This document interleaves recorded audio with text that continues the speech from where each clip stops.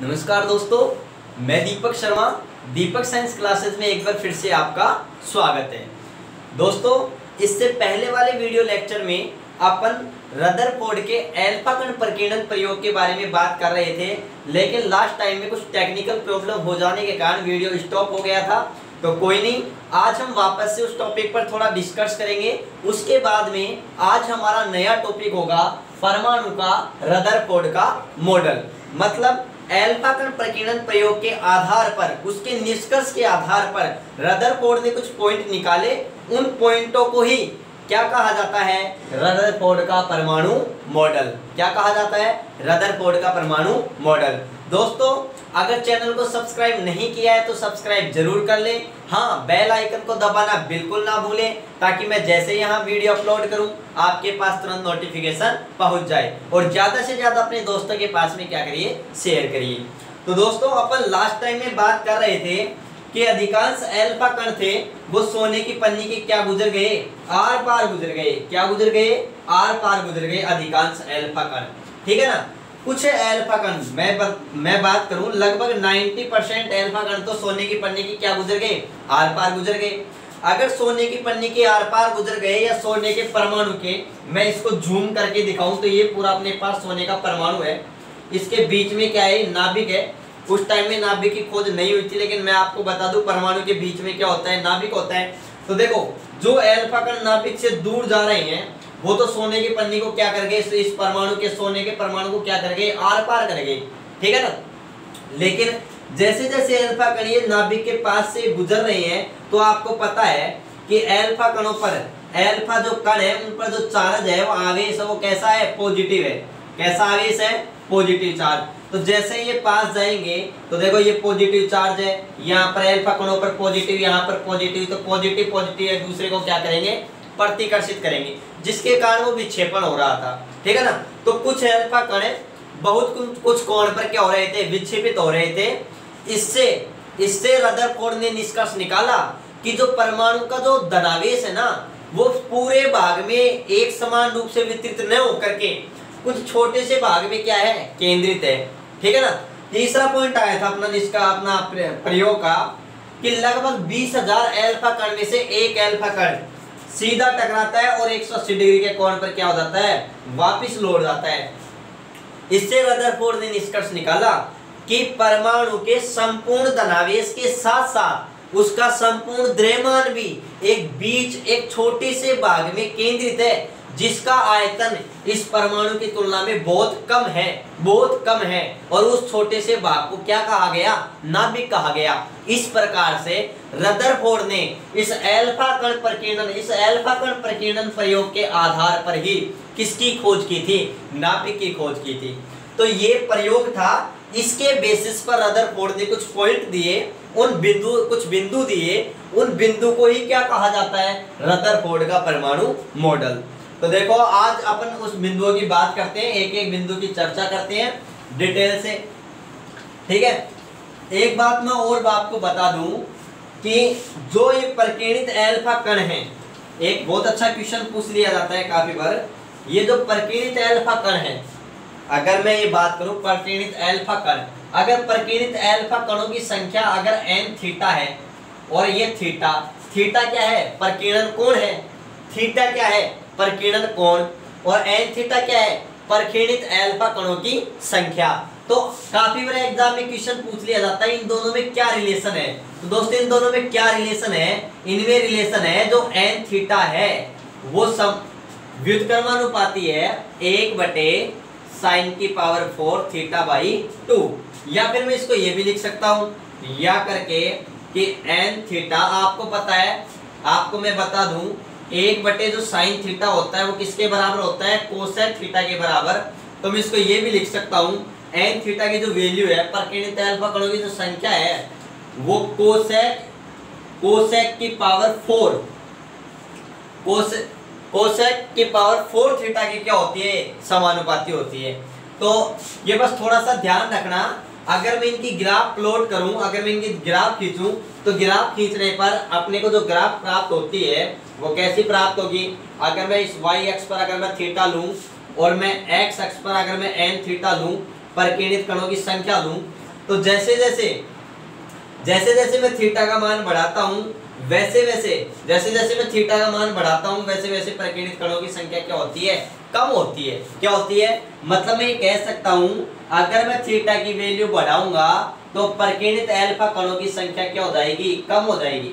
आपने ये देखा भी था कि जो देखो थीटा का मान मैं बढ़ा रहा हूं तो देखो थीटा का मान 0 से कोस के अंदर बात करें तो 180 डिग्री तक, तो आपने देखा होगा जो अल्फा कण 180 डिग्री से प्रकीर्णित हो रहा था उसकी संख्या कितनी थी, 1। वो भी कितने में से, लगभग 20,000 में से। इसलिए बस थोड़ा सा बेसिक याद रखना, इतना एग्जाम में इतना डीपली आपके पूछेगा नहीं, ये थोड़ा सा चांसेस रीट में और एनटीपीसी में पूछने का बनता है, इसलिए मैंने यहाँ पर आपको बता दिया। तो चलते अब चर्चा करते हैं अपन रदरफोर्ड के परमाणु मॉडल के बारे में। ठीक है, तो आप तो बस इतना याद रखना, अगर थीटा का मान बढ़ेगा, अगर प्रकीर्णन कोण का मान बढ़ता है, इसका मतलब क्या है, प्रकीर्णित अल्फा कणों की संख्या क्या होती है, घटती है। ठीक है ना।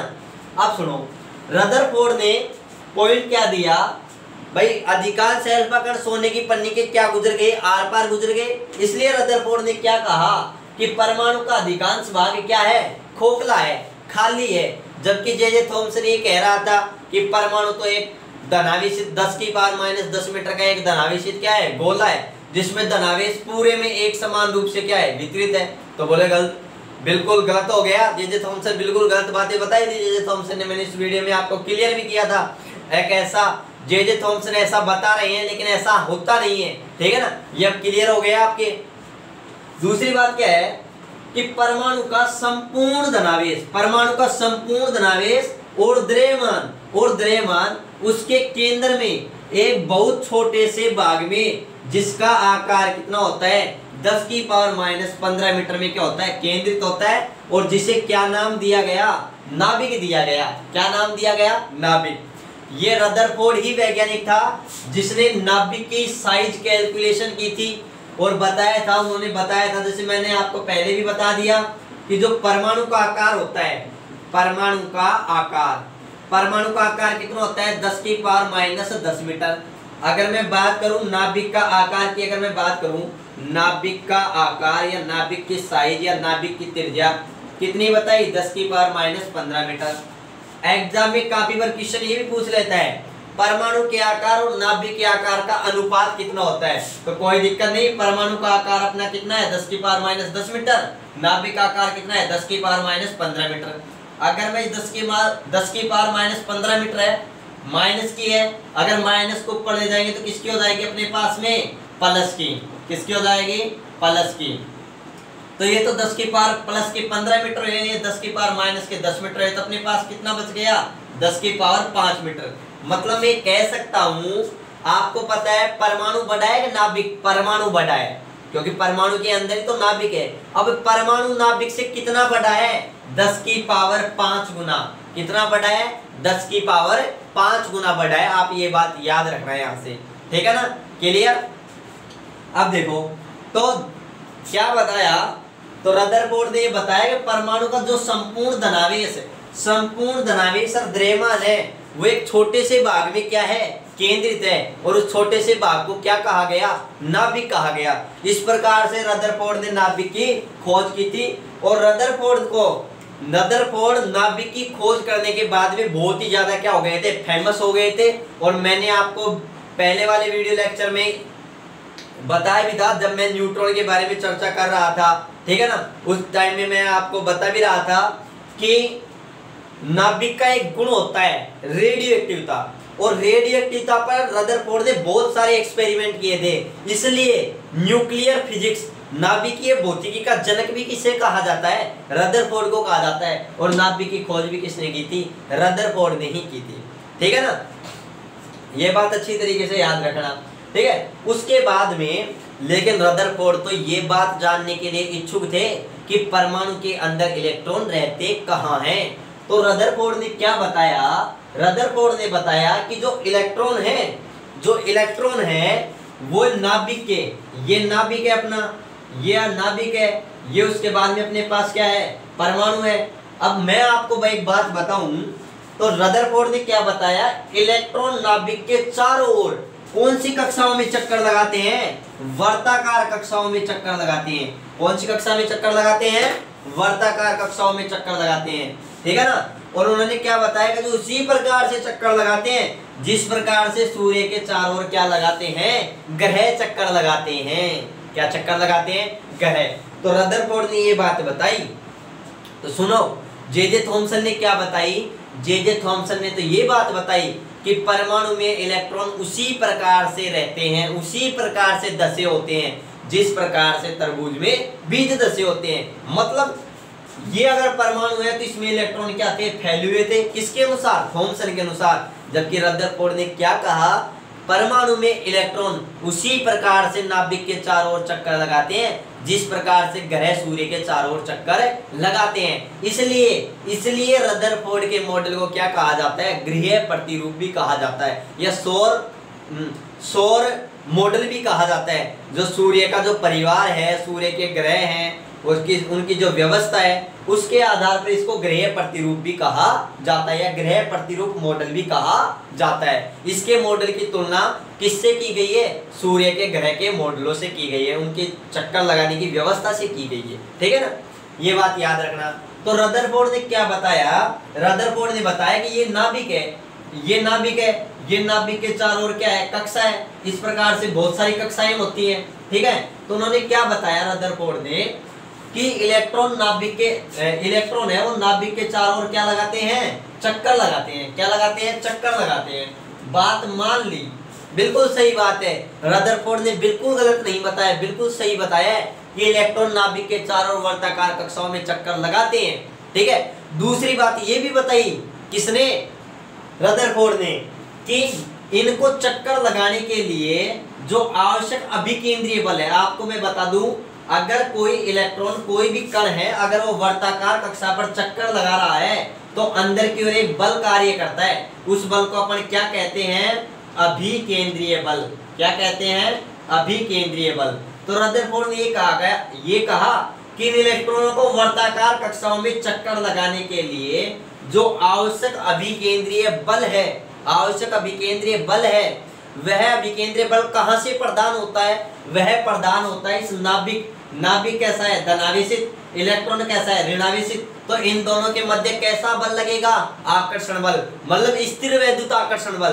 तो रदरफोर्ड ने साथ में ये भी बताया कि इलेक्ट्रॉनों को वर्ताकार जो कक्षा है उनमें चक्कर लगाने के लिए जो जरूरी आवश्यक अभिकेंद्रीय बल है वो कहां से मिलता है? स्थिर वैद्युत आकर्षण बल से मिलता है, जो प्रोटॉन और नाभिक के जो प्रोटॉन और इलेक्ट्रॉनों के बीच में लगता है। क्यों? क्योंकि नाभिक में कौन होते हैं? प्रोटॉन, जो धनावेशित होते हैं। क्लियर है? चलो ठीक है, ये था रदरफोर्ड का परमाणु मॉडल। अब रदरफोर्ड के परमाणु मॉडल की कुछ कमियां थी। कमियां क्या थी? कमियां ये थी, सबसे पहली अगर मैं कमी की बात करूं, रदरफोर्ड मॉडल की मैं किसकी बात करूं? कमी की बात करूं, तो सबसे पहली कमी ये थी, निकल करके आती है, और वो कमी क्या निकल करके आती है कि परमाणु के स्थायित्व की व्याख्या नहीं कर सके। किसकी व्याख्या नहीं कर सके? परमाणु के स्थायित्व की व्याख्या